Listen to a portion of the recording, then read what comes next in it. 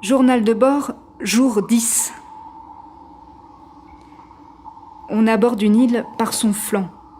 On glisse parallèle pour ne pas la surprendre, pour ne pas faire violence à ses rochers. On joue à crier « Terre, terre !» On s'émeut comme il faut. On prend le temps qu'il faut pour approcher des côtes, puis on arrête les moteurs. Immobile, on attend le pilote. On passera la nuit en face à face. On se prépare à la dureté des sols, celle qu'on avait oubliée. Quoi qu'on fasse, dans le petit matin, on sera des découvreurs d'Amérique.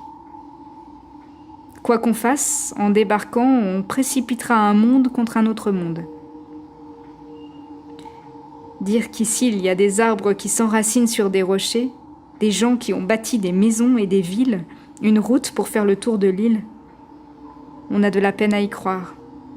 On est des habitants du Rhône bleu, on se dit, des habitants permanents du Tangage. On rassemble nos affaires.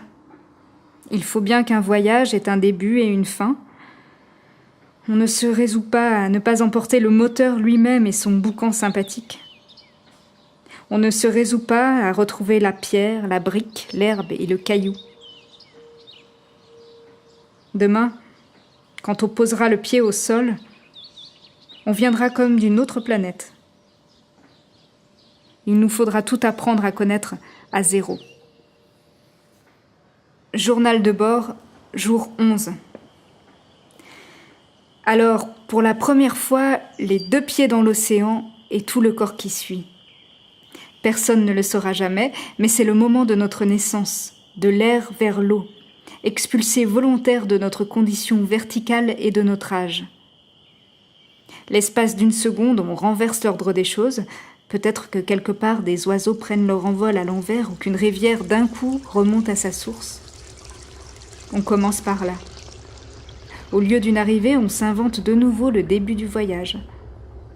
Tout part de la plongée du haut de la passerelle, de cette décision prise dans le dernier matin pour retarder le moment de toucher la terre. Tout part du corps vif, exactement frais, précisément vivant, de la suspension qui dure peut-être 1000 ans, mais on ne le sait pas, parce qu'on a décidé de plonger et d'abandonner ici toute autre décision. C'est une sorte de silence, on dirait, celui de l'eau dans les oreilles, un bourdonnement inédit, oublié depuis longtemps. On pique en nageant 1 mètre ou 2 de profondeur, on entend nos cœurs battre à nos tempes. Une autre sorte de silence. On a quitté les sons de terre et de surface. On découvre la musique de notre propre sang, tambour jusqu'à la liesse, percussion jusqu'à la transe. On découvre le sang noir des apnées et la symphonie des apesanteurs. Dans les premières minutes, on est sans intention, on glisse dans l'eau et s'y déplace avec des gestes désordonnés. On nage 1000 nages inventées autour du bateau, on fait la brasse sous l'eau, puis émerge en soufflant. On est dans nos corps. On a une énergie venue d'on ne sait où on voudrait tout essayer, tout voir, tout vivre. Le temps est revenu à son point de départ. On crie de tous nos poumons pour en être bien sûr. On n'explore rien, que notre propre chair plongée dans le liquide, que notre propre résistance aux petites vagues et aux petits courants, dans un océan de grand calme.